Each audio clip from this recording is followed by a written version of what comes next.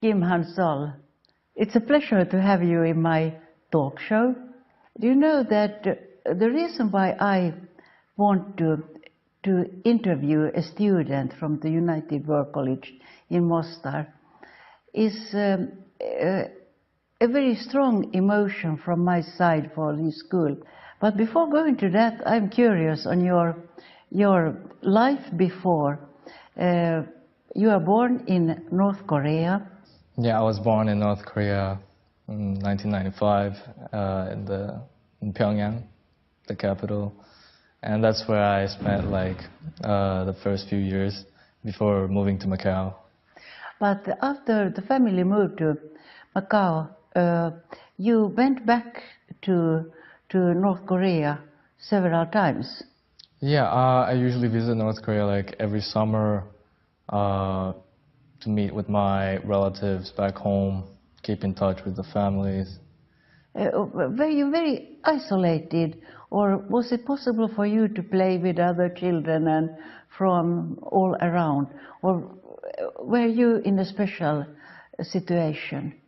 When I was growing up, it was very isolated. First of all, to keep a very low profile. And yeah, that's why I didn't really have much childhood friends from North Korea, and that's why all my friends are from outside, like such as Macau. And was it because of your so-called position? Of course, everybody is an individual, but your grandfather was Kim Il-jong, and he was, of course, a very special leader in North Korea. Yeah, that played a big role in the isolation when I was growing up in North Korea.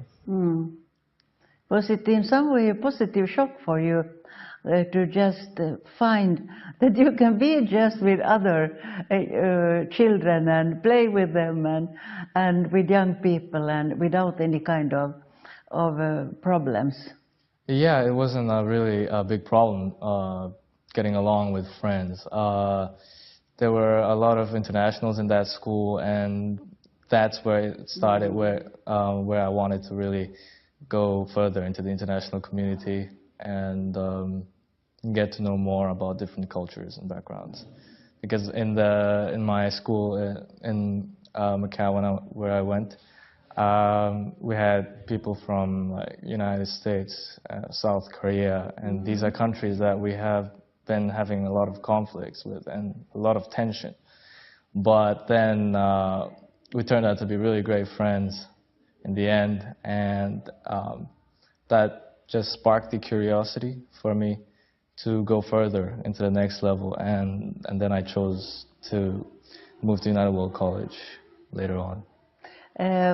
Did you have any kind of support that your parents also supported you to just look for this opportunity, or was it totally your own idea? It was my own idea, actually. One summer, just before the summer break in my last year in Macau, I decided that I should leave the place and go somewhere else and for a different experience.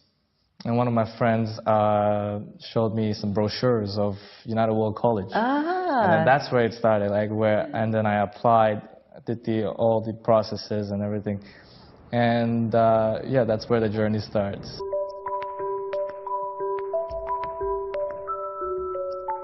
Yeah, I'm very happy. I love Mostar, yeah. I like the food, the people are very nice here, and yeah, very good. Of course, I'm sitting with you here with television cameras around us. Have you been very much attacked by us who want to talk with you and by the cameras? Has there been a lot of attention to you?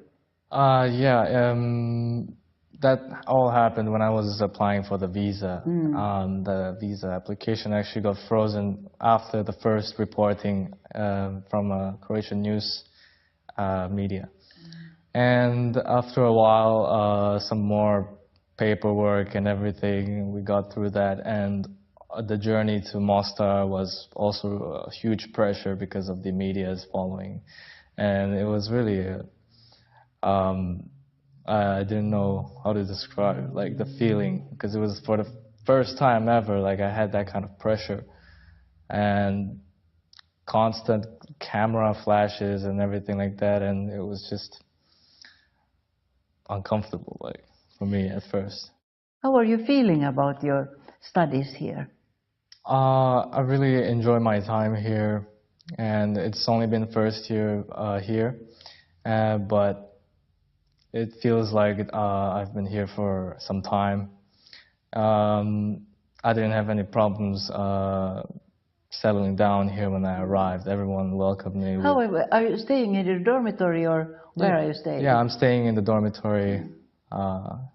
Yeah, and over there, like, we have all these wonderful friends from many different countries. Very different countries. Yeah, my roommate is from Libya, and yeah, it was quite an interesting experience throughout the year, having a Libyan roommate, and especially the revolution when it happened. He was really enthusiastic about it, and he was telling me many stories. He would tell me stories about what he was doing during the revolution and how he went home and saw a different Libya, the transition process of old and new Libya.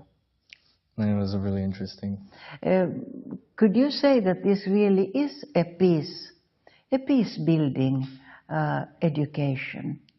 Yes, because of the multiculturalism that the school has and the diversity in the classrooms, it is easier for all of us to expand on our topics in class and share our opinions on various topics.